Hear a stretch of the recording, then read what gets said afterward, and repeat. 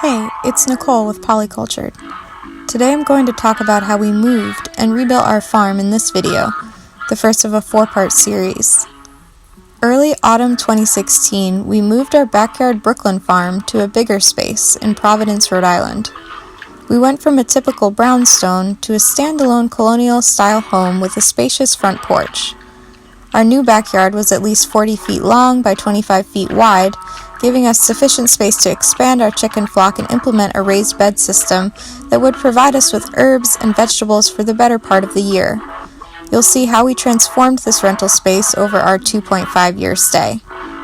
From Climate Zone 7B to Climate Zone 6A, with 5 chickens and a lot of our existing crops in 5-gallon buckets, our journey began.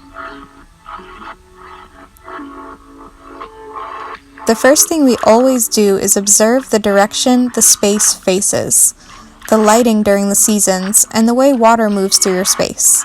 Then we draw.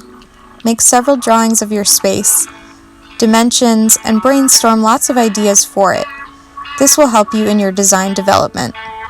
Once we arrived, we executed a remediation plan, similar to our Brooklyn garden. We created raised beds to maximize the organic matter we already had, and we were able to transplant some of our existing vegetable plants from our buckets. We immediately planted cover crops and autumn hardy plants like arugula, kale, and others. We covered the raised beds with plastic to create small microclimates over each bed while we reassembled our greenhouse. We also built a small chicken coop and allowed the birds to free range in the fenced-in backyard during the day.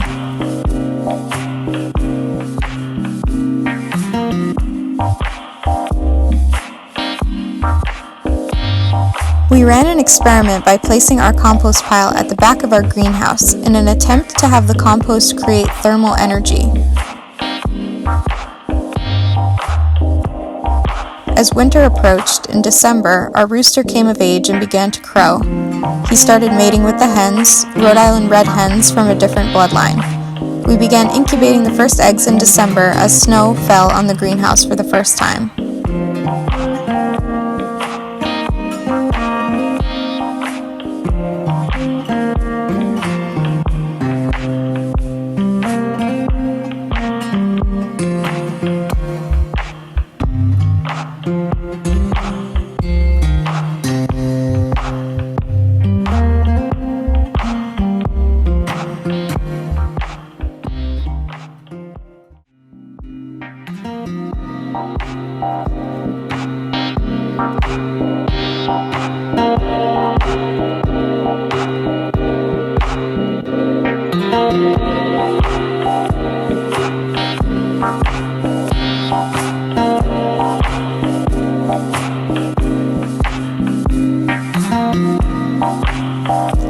We also set up a small herb shelf in our home and started experimenting with grow lights and prepared for germinating seeds in the late winter or early spring.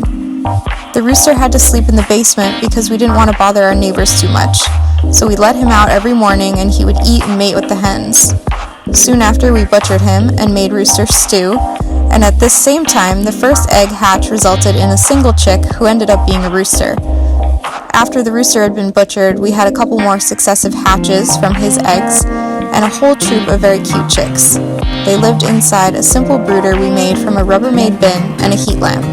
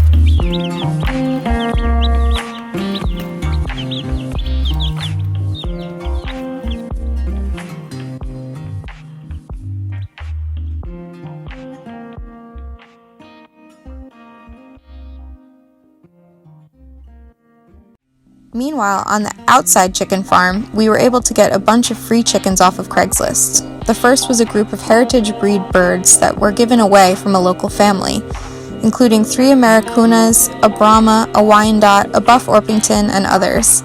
The second were a trio of barred rock hens from another local man.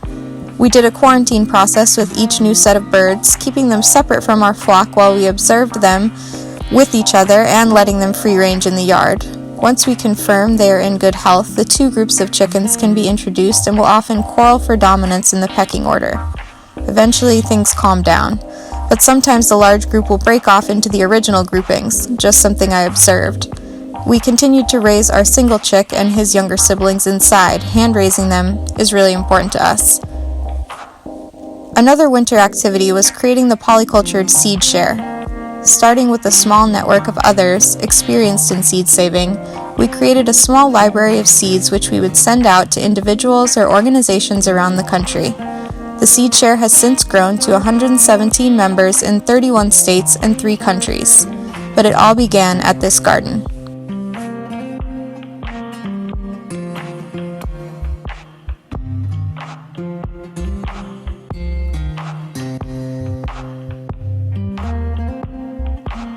We grew some winter vegetables, including a leek from a cutting over the winter time period. We also focused on continuing to build a larger chicken coop and run for our flock by using the pallet build method.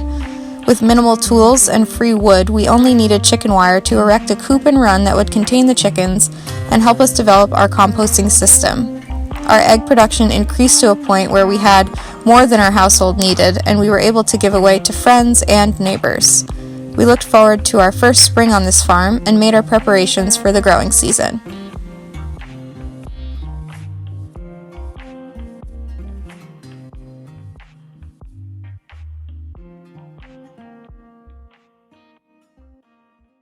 Check back soon for part 2 of the Providence farm. Next video will show you our process to get to our first harvest in this space, how we increased our composting abilities and overall yield. Please like and subscribe to our channel, and as always, thank you for being here.